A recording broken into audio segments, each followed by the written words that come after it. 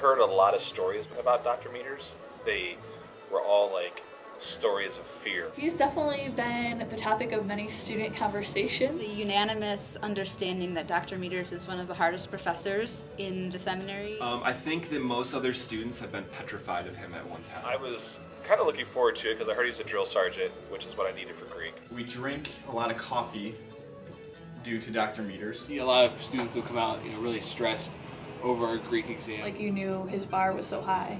Serious homework professor, which he was. The healthy amount of fear. To hear students either talk about how difficult the class is or, how much homework or work they have to do. Maybe up, all night trying to study for it. That when I hear students say about how difficult Greek is, I say, well, that's because he loves you. It's a tough love, but it's a fierce love, and it's a real steel kind of love.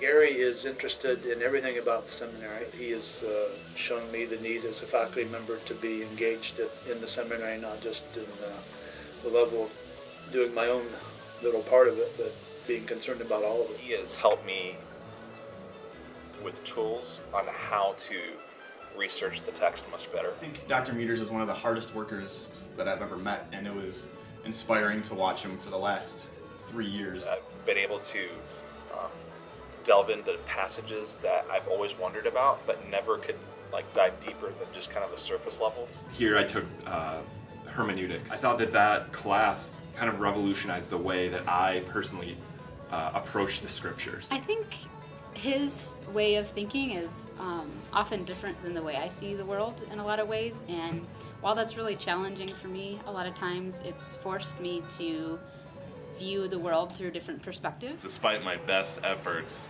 that passion for the Greek text just he gets it into you, and you never know how it happens, but it does. So although I'll claim I'm not a Bible scholar, I think Dr. Meadors probably helped me try to become one of these. Have a higher and an elevated perspective of the word. Faith in us ended up teaching me how much I could actually do. I feel privileged to have had two mentors in my life. Jill Crawford, who mentored me when I was just breaking in as a student. Even before that, and then ever since, Gary has been the go-to mentor here at the seminary. Gary's been the man that has always been there for me. The way in which, when I've been teaching New Testament studies 2 and 3, I have students who have been exceedingly well prepared, because he has done a fantastic job of teaching beginning Greek and exegetical methods. I think that all of us enjoyed spending time with him and hanging out with him in the hallway. No matter what, I have never seen a student that doesn't respect a man. He really brings out the best. I've also seen that he really loves his students, and that's, I think, why he has such high standards. When we walked out at the end of the semester, we really learned a lot. That overall standard of excellence that he brings to the classroom is something that a lot of students pick up on. I've never seen students more passionate or maybe even obsessed with doing well. He and Gloria had all these parties in their home. They were just great models for entertaining students and getting involved in them outside the classroom. Students' growth in the research process, where he's taken interest in them in relationship to maybe personal challenges that they've had, difficulties that they've had. He stuffed my office with all of his empty boxes. Gary and I talked together at Grace, and we had a bluegrass band. But we just had a lot of fun playing hillbilly music. Once we were rooming together at an SBL meeting. 1 second Gary is talking, and the very next second he goes from talking into... I think it was those moments where we just talked casually about life and just opinions about whatever's going on in the world. The expected Troy Howley is going to be 15 minutes late, and he seems to welcome me with maybe a little grin. I felt like that was a personal welcome to me every time I came into the room. When we would be sitting in Hebrew class and he would just pop his head in and make a little joke to Dr. Lawler and kind of raise one eyebrow about what we were doing. When the first time I was introduced to his dog, Willie, and his blue chair and his recliner sitting next to Dr. Meadors' recliner. He went with us to Yesterdog, and he definitely crushed like 2 or 3 ultras. I remember meeting Gary on the steps of the Grace Theological Seminary library. And while we were on the steps, another well-known person came by the name of James Greer. And he looked at Gary and he simply said, "You're a nerd." I'll miss his vocabulary and all of his banjo jokes. The Gary Meadors encounter and experience, which normally happens on a daily basis. I'll just miss being around Dr. Meadors. I think just his personality and his humor. The fact that one man can really bring so much to the classroom. One of the things I miss most, I think, is just his jokes and his sense of humor, especially when Lawler and him are in the same room. Entering with Dr. Whitmer and Dr. Lawler. Someone that I genuinely enjoy being around, and so I think I'll miss that. It'll be difficult to think of faculty meetings without Gary and Mike harassing each other. He brings this passion for everything in his life, be it the banjo, be it golf, be it rednecks in the Florida Everglades. We developed a relationship where we can speak very honestly with each other, often sarcastically. I'll just miss having a colleague that is shown himself to be, I don't know, the best word for it is, I think, just solid.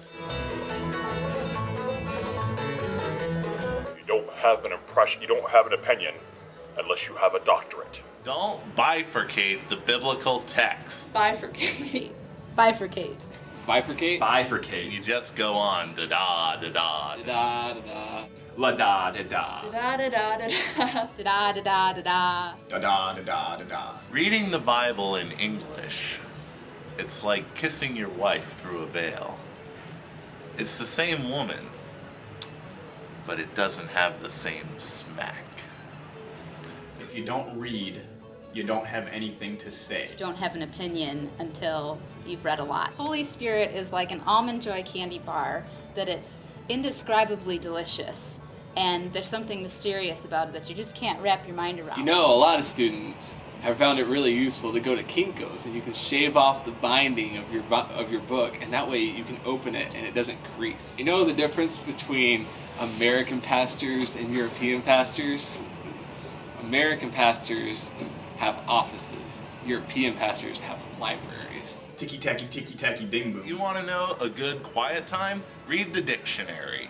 You'll probably get more out of it. You caught me reading my favorite devotional author, Gary Meadors, in Decision Making God's Way. I only conceal it in my L. Ron Hubbard Scientology book because I find it less embarrassing. This book, Decision Making God's Way, is my Bible for finding the will of God. House salad? Caesar salad? Well, Gary tells me, skip the salad, man up.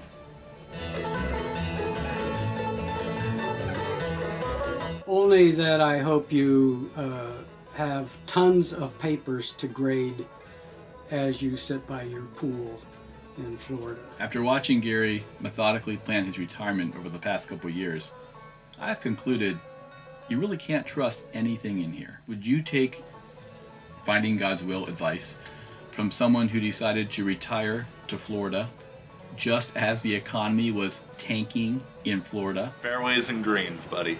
Fairways and greens. I mean, he did hit a real golf ball into the student body during chapel. Make sure you have a lot of suntan lotion on in Florida. Lots and lots of love to you and Gloria. Don't work too hard on finishing, your 30 books that you have up your sleeve. You are irreplaceable. So Gary, if you're listening to this, there's still time to reconsider. Not for your old New Testament position, I'm sure we've already filled that by now, but we are looking for someone to teach missions.